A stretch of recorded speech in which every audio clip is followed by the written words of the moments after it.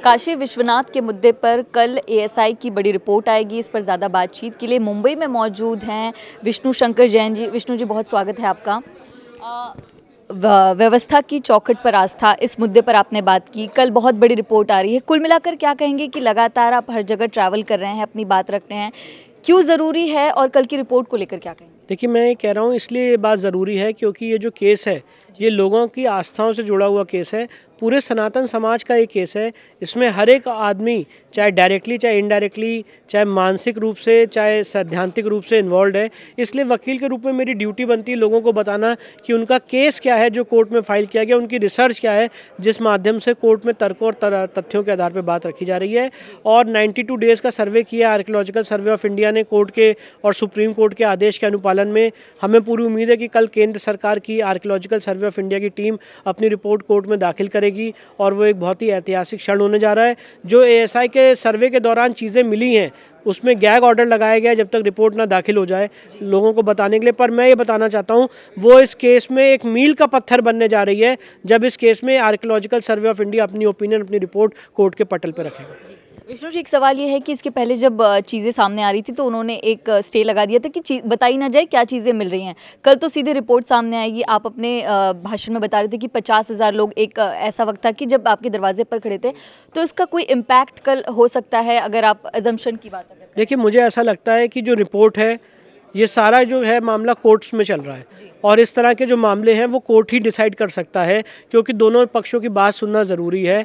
और राम मंदिर के केस में हमने देखा है कि इस तरह के डिस्प्यूट्स को कोर्ट ने रिजॉल्व किया है और अगर ऐसे डिस्प्यूट्स होते हैं तो इंडियन जुडिशरी उसको रिजॉल्व करने के लिए सक्षम है। इसलिए अगर ऐसी तरह की स्थिति उत्पन्न होती जैसे पहले हुई थी तो राज्य सरकार और केंद्र सरकार अपना काम करेगी, पर वकील के रूप में हमारा जो दायित्व है वो हम निर्वहन करते रहेंगे। कल का दिन कुल मिलाकर बहुत बड़ा होने वाला है आपके पूरे केस में अगर बात? मुझे लगता है बहुत इंपॉर्टेंट दिन है और आर्कियोलॉजिकल सर्वे ऑफ इंडिया की जो रिपोर्ट है वो इस केस में मील का पत्थर बनेगी।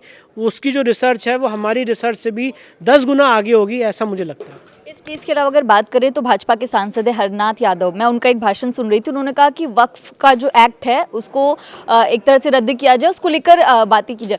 क्या कहेंगे, आप भी इसको समर्थन करते नजर आए? क्योंकि मैंने आपका ट्वीट भी देखा। जी बिल्कुल, मैं जो माननीय सांसद है उनके इस प्राइवेट मेंबर बिल को सपोर्ट करता हूं एक इस देश के नागरिक होने के नाते, और जिस तरह से उन्होंने बातें रखी हैं पार्लियामेंट में मैं उनका पूरा समर्थन करता हूं। वक्फ एक्ट 1995 इस देश का ऐसा काला कानून है जिसको ख़त्म होना चाहिए और उसके लिए जितने लोग संगठित होकर आवाज़ उठा सकते हैं, अलग अलग पार्लियामेंटेरियंस भी इसके बारे में बात रखें, हरनाथ यादव जी के इस प्राइवेट मेंबर बिल को सपोर्ट करें और वो दिन हम लोग देखें कि वक्फ एक्ट 1995 खत्म किया जाए, उसकी तरफ मैं उनके लिए बहुत बहुत शुभकामनाएं देना चाहता हूं कि उन्होंने सांसद के रूप में इस मुद्दे को उठाया। लेकिन अभी शुरुआत ही हुई है, लेकिन इसका विरोध शुरू हो गया है। विरोध है बिल्कुल, पर हम लोग मुझे लगता है पार्लियामेंट में तर्कों के आधार पे दोनों पक्षों के बीच में चर्चा होगी। जो मैंने आज यहाँ पे वक्फ के सेक्शंस रखे हैं और जो वक्फ एक्ट 1995 में जो ड्रैकोनियन प्रोविजंस है, मैं चाहता हूँ आपके माध्यम से बात कहना चाहता हूँ इस पर पार्लियामेंट में विस्तृत रूप से चर्चा हो और कोई भी आदमी इस देश का जो सेकुलरिज्म पे भी बिलीव रखता है वो ये बताए कि ये चीज़ कैसे वैलिड है, कैसे हो सकती है, और जो कांग्रेस की सरकार ने महापाप किया था उसको खत्म करने का काम इस देश की पार्लियामेंट करे, इसकी ओर हम लोग अग्रसर हैं। कुछ लोगों का ऐसा कहना है कि विष्णु जैन जब बात करते हैं तो वो प्रो बीजेपी होकर बात करते हैं, भले वो वकील हैं, केस लड़ते हैं, लेकिन प्रो बीजेपी की झलक दिखाई देती है। उसको लेकर क्या कहेंगे इस तरह? देखिए, मुझे ऐसा लगता है कि मैं जो अपनी बात रखता हूँ सनातन के पक्ष में रखता हूँ और जब मैं 40,000 मंदिरों को मुक्त करने की बात करता हूँ, प्लेसेस ऑफ वर्शिप एक्ट को मुक्त करने की बात करता हूँ, वफ ये बीजेपी के मुद्दे नहीं थे। अगर आप देखें बीजेपी का स्टैंड देखें तो बीजेपी ने कभी नहीं कहा था कि हम काशी मथुरा मुक्त कराएंगे। अगर आप जेपी नड्डा साहब का बयान सुने तो उन्होंने कहा था काशी मथुरा हमारे एजेंडे में नहीं है। तो मैं यहाँ पे कोई बीजेपी या प्रो बीजेपी नहीं हूँ। इस राष्ट्र के लिए जो ज़रूरी है, सनातन समाज के लिए जो ज़रूरी है, मैं वही आवाज़ उठाता हूँ। अब अगर मैं तो चाहता हूँ कि मेरी बात को राहुल गांधी सपोर्ट करे, मेरी बात को अखिलेश यादव सपोर्ट करे, पर उनको आतंकवादी छोड़ने से फुर्सत नहीं, तो मेरी बात को कहाँ से सपोर्ट करे? मेरा एक सवाल आपसे, मैं आपका भाषण सुन रही थी, आपने कहा कि वक्फ के पास फिलहाल इतनी प्रॉपर्टी है कि देश की सबसे ज़्यादा प्रॉपर्टी अगर किसके पास है तो इनके पास है, उसमें से उतना पाकिस्तान और बांग्लादेश बन सकता है। जी बिल्कुल, मैंने ऐसी बात कही है। वक्फ जो है डिफेंस और रेलवे के बाद थर्ड हाईएस्ट लैंड ओनर है इस देश में। ये 2008 के आंध्र प्रदेश हाईकोर्ट के आंकड़े थे।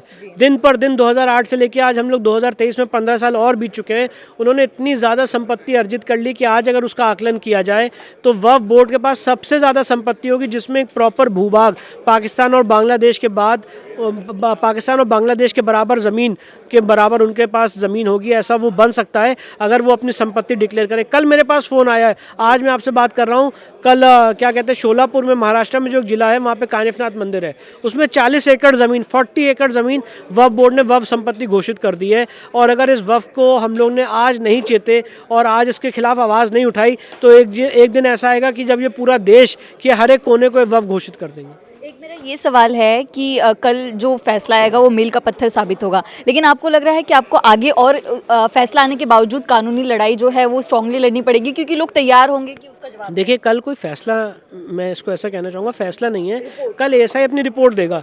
इस रिपोर्ट के बाद कानूनी प्रक्रिया ये है कि उनको ऑब्जेक्शन का समय दिया जाएगा, अंजुमन इंतजामिया को, कि इस रिपोर्ट के खिलाफ अपना ऑब्जेक्शन दे दें। उसके बाद जब ऑब्जेक्शन उनके दाखिल हो जाएंगे, इश्यूज फ्रेम होंगे, एविडेंस लीड होगी और कोर्ट में ट्रायल में फाइनली ट्रायल का जजमेंट आएगा। तो ये पूरी जो प्रक्रिया है अगले 3 महीने 4 महीने में कंप्लीट होने वाली प्रक्रिया है। और हमारी पूरी कोशिश रहेगी कि बिना डिले किए हुए, क्योंकि इस केस में हमारी एविडेंस के आधार पर तैयारी है, रिसर्च और फैक्ट और फिगर के आधार पर तैयारी है, इस केस में ट्रायल जल्दी से जल्दी कंक्लूड करें और जो वहाँ पे बहुत इंपॉर्टेंट भूमि हमारे लिए जिस पे गलत तरह से कब्जा किया हुआ है उसको मुक्त करा के सनातन समाज को सौंपें। जी विष्णु, जाते जाते राम मंदिर को लेकर क्या कहेंगे? भारत में हर जगह से प्रोग्राम शुरू हो गए, लोग पैदल यात्रा करें, लेकिन पूरा तरह से सपोर्ट दिख रहा है जिस सनातन की सपोर्ट की आप बात करते हैं। 22 जनवरी को सबसे बड़ा दिन होगा, उसको लेकर क्या कहेंगे आप? देखिए, बहुत बड़ा दिन है। मुझे लगता है मेरे बाबूजी ने पिछले 47 साल तक इस दिन के लिए ही जिए, इस दिन के लिए ही हर दिन खटे और मरे और सारी लीगल लड़ाई लड़ी कि भाई राम मंदिर मुक्त किया जाए। माननीय अशोक सिंघल साहब, कोठारी बंधु, हजारों लोगों ने अपना बलिदान दिया, प्राणों का त्याग दिया, बलिदान दिया कि राम मंदिर जो बाबर ने 1528 में गलत ढंग से तोड़ा था, औरंगजेब ने उसको दोबारा तोड़ा, उसको हम रेस्टोर कराएं और अपने प्रभु श्री राम को ओरिजिनल मंदिर में जो उनका मूल स्थान है वहाँ पे स्थापित करें। तो आज ये इस पूरे विश्व के लिए एक बहुत बड़ा उदाहरण बनने वाला है। ऐसा उदाहरण आपको विश्व में कहीं नहीं मिलेगा जहाँ एक सिविलाइजेशन ने बिना कोई कानून को हाथ में लिए हुए एक बहुत ही क्या कहते हैं कॉन्स्टिट्यूशनल मीन से अपने ज़मीन को टाइटल के माध्यम से जीतने का काम कोर्ट के पटल पे किया है। और मुझे लगता है कि हम सारे सनातनियों के लिए एक बहुत ही दुर्लभ क्षण और पल होने वाला है 22 जनवरी का। और हम सारे लोग बहुत ही उत्साहित हैं कि राम मंदिर में प्रभु श्री राम अपने मूल स्थान पर प्राण प्रतिष्ठित हों और वहाँ पर हम सब लोग उनके दर्शन लाभ ले सकें। बहुत शुक्रिया आपका।